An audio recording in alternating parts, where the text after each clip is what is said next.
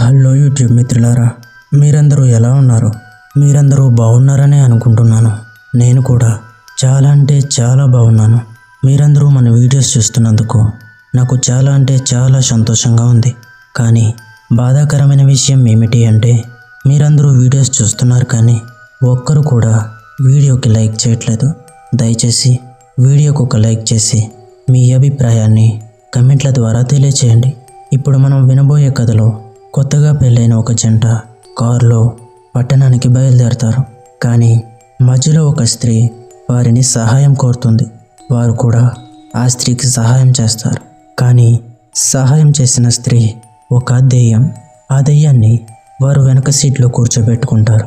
తరువాత వారు వెనక్కి తిరిగి చూస్తే ఆమె తలను 180 డిగ్రీలు వంచి వారి వైపు చూస్తుంది. ఆమెను చూసిన తర్వాత వారికి చాలా భయం వేస్తుంది. దీని తర్వాత ఏం జరిగింది అని తెలుసుకోవాలంటే మీరెక్కడ వీడియోని స్కిప్ చేయకుండా చూడాలి. అప్పుడే మీకు మరింత బాగా అర్థమవుతుంది. ఇక ఏమాత్రం ఆలస్యం లేకుండా వెళ్ళిపోదాం మన ఇవాల్టి దెయ్యాల కొంపలోనికి. రాము సీత కొత్తగా పెళ్ళైన ఒక జంట. పెళ్ళై కేవలం 2 వారాలైందంతే. ఇద్దరు ఆనందంతో గడుపుతున్నారు.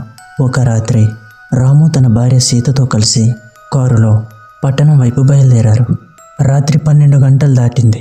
హైవే దారి సైలెంట్గా ఉంది. ఎక్కడ చూసినా పొగమంచు తప్ప ఏమీ లేదు.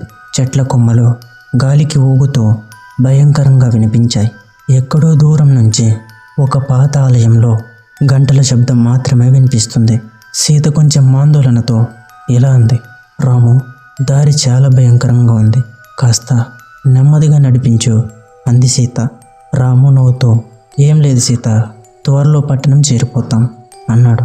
అప్పుడే రోడ్డుపై ఒక శారీ కట్టుకున్న మహిళ ఆకస్మికంగా పొగమంచు మధ్యన కనబడింది. ఆమె చేతిలో ఊపుతో లిఫ్ట్ అడిగినట్లు సంకేతం ఇచ్చింది. సీత కరుణతో ఇలా అంది, రాము, పాపం కారు నాపు, ఆ అమ్మాయి చాలా బాధలో ఉన్నట్టుంది అంది సీత. రాము కూడా వాహనాన్ని ఆపాడు. ఆమె కారు వెనక సీట్లో కూర్చుంది. తల కిందకి వంచి ఒక్క మాట కూడా మాట్లాడలేదు. ఆమె దుస్తులు మొత్తం తడిసి ఉన్నాయి. సారీ పల్లవాల నుంచి నీరు చుక్క చుక్కలుగా కారులో జారిపడుతుంది. రాము రేర్ మిర్రర్లో ఒకసారి చూశాడు. ఆ క్షణం అతని గుండె ఆగిపోయినట్లయింది. ఆమె తల 180 డిగ్రీలు తిరిగి నల్లగా ఖాళీగా ఉన్న కన్నులతో రాముని నిశ్శబ్దంగా చూస్తుంది. రాము కేక వేయబోతే సీత అతని చెయ్యి పట్టుకుని, ఏమైంది, నువ్వెందుకు వణుకుతున్నావు అని అడిగింది. రాము మాట రాలేక వణికిపోతున్నాడు. కారు లోపల వింత వాతావరణం. బయట గాలి భయంకరంగా గర్జిస్తోంది. దూరంగా ఆలయ శబ్దం గట్టిగా వినిపిస్తుంది.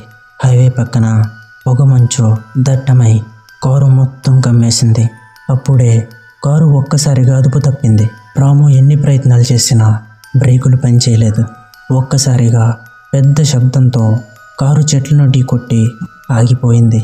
సీత బయటికి పడిపోయి మూర్ఛపోయింది. కానీ ఆమె లేచేసరికి భయంకరమైన విషయం తెలిసింది. కారు లోపల రాము కనిపించలేదు.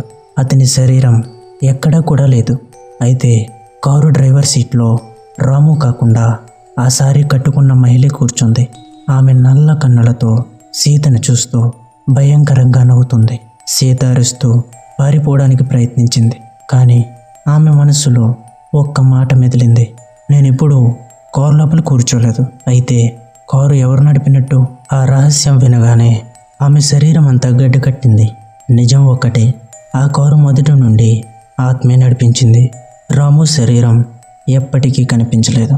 కానీ రాత్రి 12 గంటల తర్వాత ఆ హైవే మీద ప్రయాణించే వాళ్లకు పొగమంచులో అదే సారీ కట్టుకున్న మహిళ లిఫ్ట్ అడుగుతూ కనపడుతుందంటారు.